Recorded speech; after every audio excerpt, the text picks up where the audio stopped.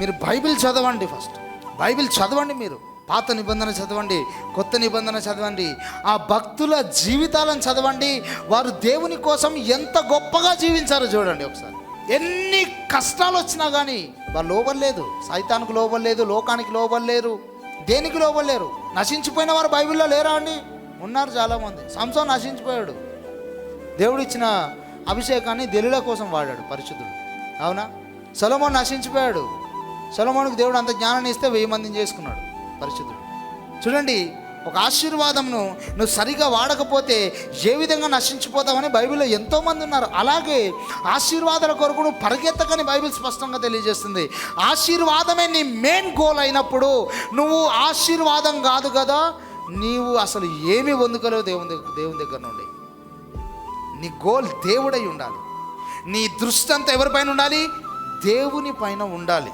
నువ్వు సడన్గా ఒక 1,00,000 రూపాయలు నీ చేతికి వచ్చాయనుకో, నువ్వు పెద్ద 1,00,000 రూపాయలను పట్టించుకోవు. ఎవరిని పట్టించుకుంటావు? ఎస్, ఈరోజు నేను దేవుని సన్నిధికి వెళ్ళాలని వస్తావు. అదే ఒక 1,00,000 రూపాయలు దేవునికి ఇచ్చాడనుకో, నార్మల్గా చెప్తున్నా, 1,00,000 కాకపోతే 10 లక్షలు వేసుకో, లేకపోతే 1,00,00,000 రూపాయలు వేసుకో.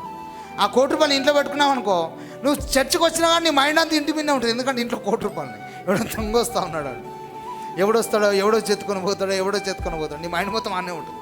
అందుకని when you focus on God, నువ్వు దేవుని పైన దృష్టి ఉంచినప్పుడు నీకు ఈ లోక సంబంధమైన ఏవి కనబడవు.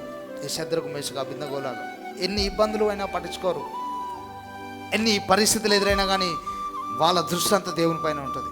అందుకని నేను ఎప్పుడు కూడా సంఖ్యను బట్టి సేవ చేయలేదు. ఎప్పుడు నా విశ్వాసం ఒకటే. నేను పరిచయకు వచ్చినప్పుడు నేను ఒక్కడే అనుకున్నాను, ప్రభా ఒక్క వ్యక్తిని నేను రక్షణకు నడిపించిన అది నాకు చాలా భాగ్యము, ధన్యత.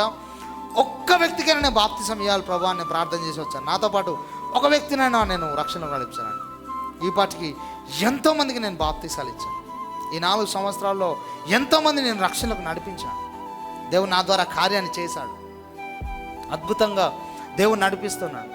అదే నీ దృష్టి దేవుడు అయినప్పుడు ఏ సమస్య నీ పునాదులను కదల్చలేదు, ఏ ఇబ్బంది నీ పునాదులను కదల్చలేదు.